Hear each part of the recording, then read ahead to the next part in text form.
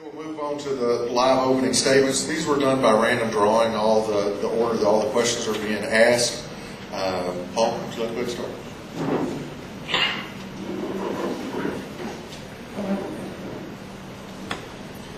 Good evening. Thank you for coming out. My name is Paul Rinaldi. I stand before you and I humbly ask for your support in this upcoming election for president.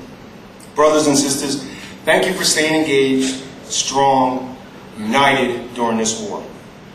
3 years ago, I came to every facility as I campaigned for the executive vice president, and I told you and promised you I'd do 5 things. 1, that I would fight for you. 2, that I would communicate with you. 3, I would do right by you. 4, I would work for you. And 5, I would deliver results to you. That's exactly what I've done for the last 33 months as your executive vice president. And quite frankly, that's exactly what I've done for the last 17 years as a leader in this organization. From the VP at Dulles Tower, to the FAC rep at Dulles Tower, to the ARVP of the Eastern Region, to legislative, to labor relations, safety, you name it, I have done it for this union. I have fought with passion. I believe in you, and I want you to believe in me. Why am I running for president? It's a great question. But over the last 17 years, I've never taken the easy path out. The easy path would be to sit back and run for executive vice president again. I've done a pretty good job, pretty successful, people are pretty happy with me. But fighting for what is right is not always easy, and it's not always popular, but it's a necessity. I believe that the next 3 years are going to be more challenging than the last 3. Sure, we're going to get a collective bargaining agreement, but that collective bargaining agreement is not going to be worth the paper it's written on unless we fight for everything we're entitled to, and fight through the legislative arena, and fight through the labor relations arena. We must continue to fight. This is just the beginning. And we're going to have a clear message with a clear vision, with teamwork from the executive vice president, the vice president, all the regional vice presidents, and the president, working as one. Teamwork is the ultimate competitive advantage. And I believe if you and I are on the same page, fighting the same fight, understanding the mission at hand, no one will beat us. Not the agency, not the industry, nobody. We will conquer all. Brothers and sisters, stick with me. Vote for me, Paul Rinaldi, President, and Trish Gilbert, Executive Vice President. Together, we will work as one and regain back everything we've got. We will move this organization forward into the future. We will be treated fairly at work, with respect, and paid properly. I thank you very much, and I'll take your questions.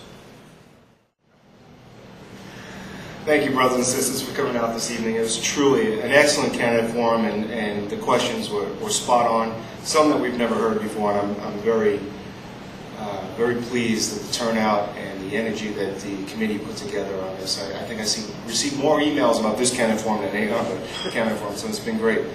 There are many different styles of leadership. There really are. And as a president, you're not going to hear me say the word I. It's we, you, and us as a collective to work together as one. 15,000 voices, speaking as one, working as a team, rowing this organization and fighting together as one. Because when we do that, not an agency, not an industry, not a White House, not a space and time will beat us. Our teamwork together will be undefeatable. That's what it's about. It's about we, not I. You know, it's also about the members. It's not about corporate aviation. It's not about the airlines. It's not about the manufacturers. It's about the members. Every member, every issue, every day. That's what it's about. And if you elect me as president, that's what it will be. Members-driven issues. For the last 3+ years, our members have taken a beating. A complete beating. And you know what? We stood tall, we took it, and now it's time for us to get back for the members. In '98, when we got our contract, and the members were treated fairly, with respect, and paid properly as the highly trained, highly skilled professionals they are, guess what happened? The industry grew. But you know, corporate America, their greed just never stops. The industry grew to a point in 2001, right before 9/11, where there was juggernauts all over the country. And there was the systematic delays which we were talking about. And what are we going to do about all these delays? Because corporate greed never stops. If we worry about the industry more than we worry about our members, that trickle-down Reaganomics will never work. We have got to get our members first. We have taken it on the chin. It's time for us to take some of it back. I believe our organization is truly at the crossroads. By casting our vote this summer, we're going to set the course and the direction for the next 3 years, but it is going to affect this organization for 20 plus years. It is your right to get informed, to go to the websites, to understand where we are, how we got here, the vision of where we're going to go, and that members' issues count. I am that person that will be able to fight and bring us back to peace and prosperity. I have done it for 17 years. I am a stubborn son of a gun and I don't back down. I really don't. That FAA wants us, the administration wants us to build NextGen. Well, you will pay us properly, you will treat us with respect, and you will treat us fairly at work. And we will reduce the number of supervisors, and we will save this organization money, and we will get it back for our members. Let's hold the unaccountable accountable. Think about it. For the last 3 years, these unaccountable fools, with their feet up, answering phones, making decisions that impact your operation every day, whether it's delaying your training, whether it's making you work more airplanes, whether it's keeping you on sectors longer because they won't call in overtime. Let's hold them accountable. With a fair grievance process and a fair ULP process and a conversation I had with the incoming administrator, I said, I want accountability on the managers.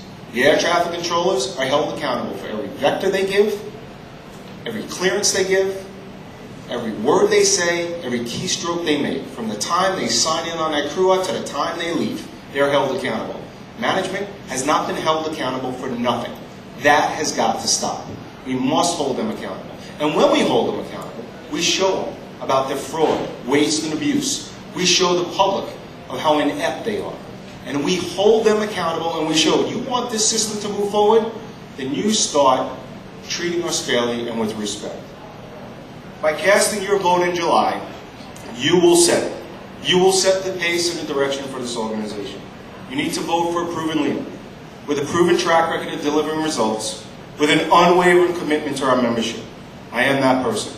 And if you vote for me, and Trish Gilbert as Executive Vice President, together with the National Executive Board, we have a clear vision with a clear message that we will work as a team and we will give a clear message to every member through the fact reps and the area reps that together we will roll this organization to success, to peace and prosperity. That's the commitment I make to you. Visit our website. Thank you very much for coming out this evening. Okay,